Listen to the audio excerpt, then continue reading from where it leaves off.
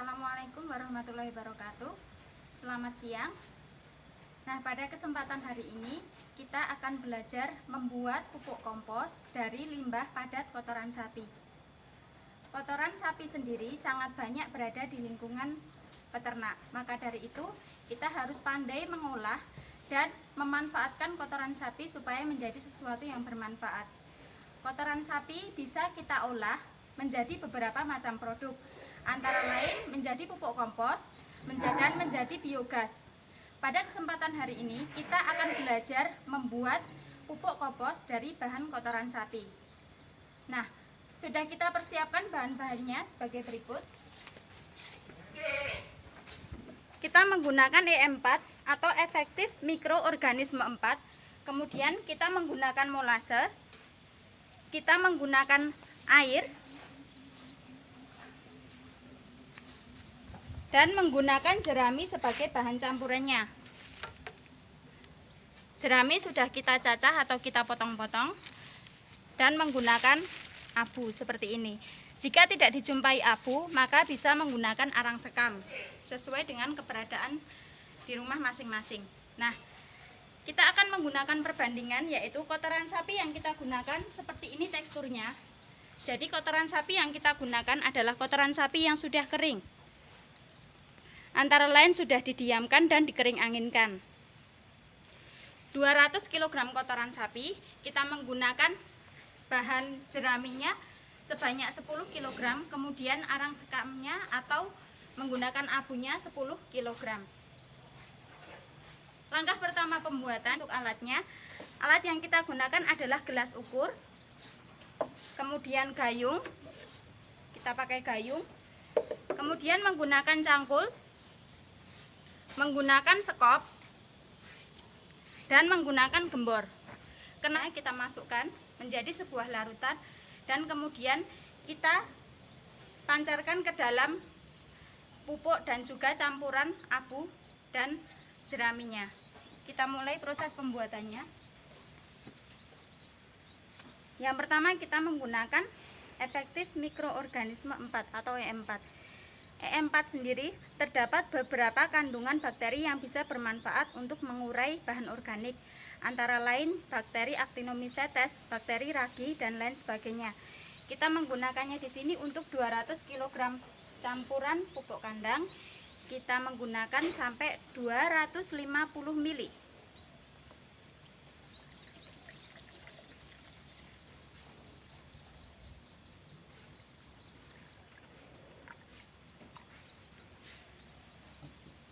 Seperti ini ya, 250 ml. Jika tidak mempunyai gelas ukur di rumah, bisa menggunakan takaran dengan sendok makan, yaitu dengan menggunakan 25 kali sendok makan.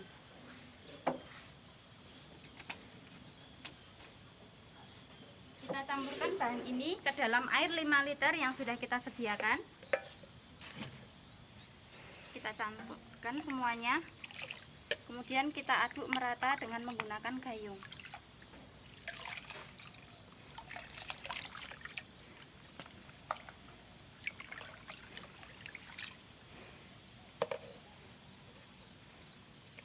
Setelah tercampur merata, kita menggunakan molase. Jika tidak ada molase di rumah, kita bisa menggunakan larutan gula pasir ataupun gula Jawa. Kita menggunakan molase dengan takaran 500 ml, yaitu E4 banding molasenya 1:2. Seperti ini kita takar untuk 500 ml nya.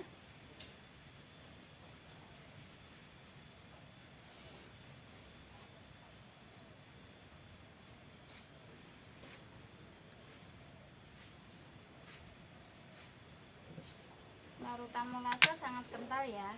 Ini berfungsi untuk mendukung proses fermentasinya yang bekerja sama baik dengan mikroorganisme yang terkandung di dalam E4.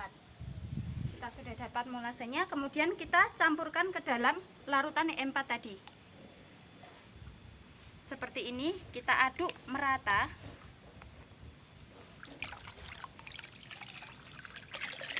Sampai semuanya menjadi homogen.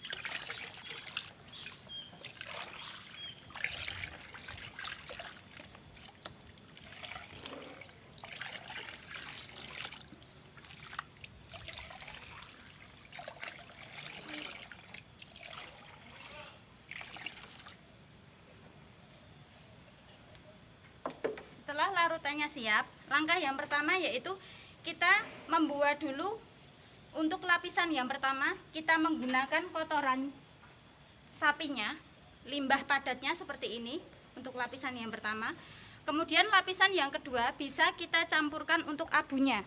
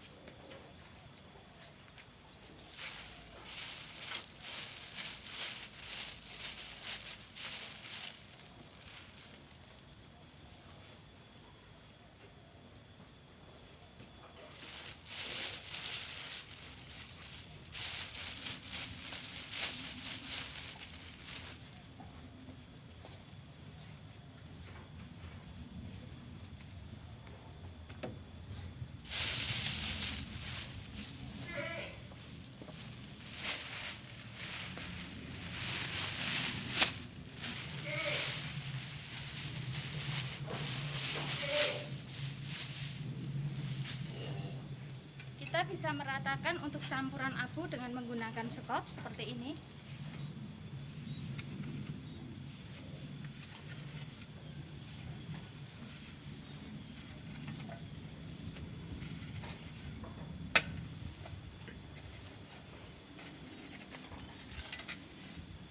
Kemudian untuk lapisan selanjutnya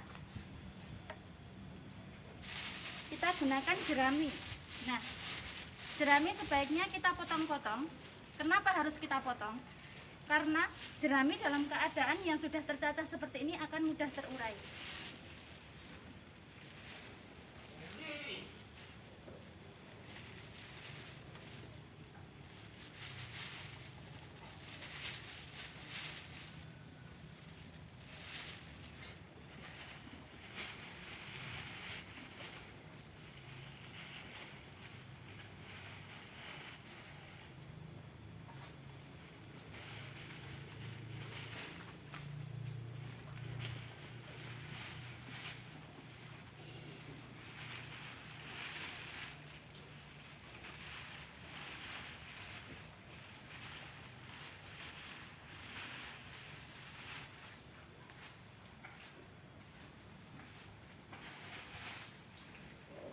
Setelah semua tercampur merata, kita masukkan larutan yang sudah dibuat tadi ke dalam gembor.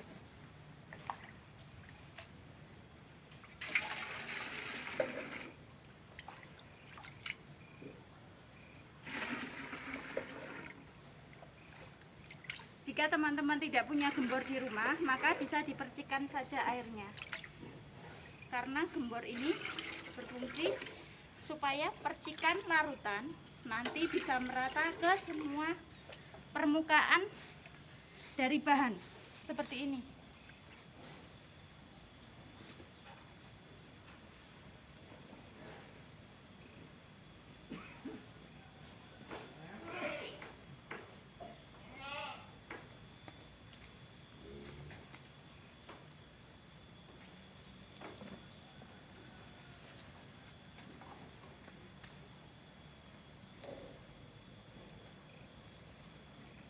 Dipastikan ya teman-teman, untuk semua permukaan tersiram larutan secara rata.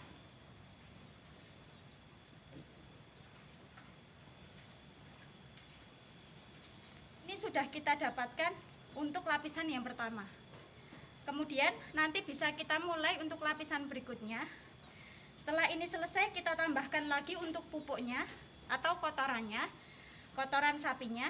Kemudian lapisan yang kedua abunya, dan lapisan yang ketiga adalah jeraminya. Kemudian kita beri larutan lagi di permukaannya, seperti itu terus sampai beberapa tumpukan.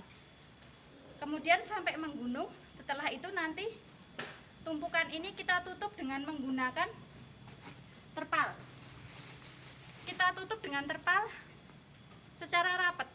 Kenapa kita tutup secara rapat? Karena supaya terjadi fermentasi anaerob. udara tidak keluar. Kita diamkan selama kurang lebih 3-4 minggu, dimana nanti setiap 1 minggu sekali kita buka dan kita balik pupuknya, kemudian kita tutup kembali. Seperti itu mungkin prosesnya. Nah, ini sudah ada contoh untuk pupuk kompos yang sudah jadi seperti ini. Kebetulan ini sudah kita kemas. Untuk produk komposnya sudah kita kemas. Contoh kompos yang sudah jadi seperti ini. Ini merupakan contoh kompos yang sudah jadi. Bagaimana ciri-cirinya? Kompos yang sudah jadi mempunyai struktur yang remah. Ketika nanti kita genggam, kemudian tangan kita seperti ini, dia akan kembali dalam keadaan seperti ini. Nah, remah. Kemudian warnanya kehitaman dan sudah tidak berbau lagi. Sudah tidak mempunyai aroma bau kotoran sapi. Seperti ini contoh kompos yang sudah jadi. Nah, mungkin seperti itu tadi video pembelajaran yang dapat kami sampaikan. Semoga bisa bermanfaat untuk semua teman-teman di rumah. Selamat mencoba. Assalamualaikum warahmatullahi wabarakatuh.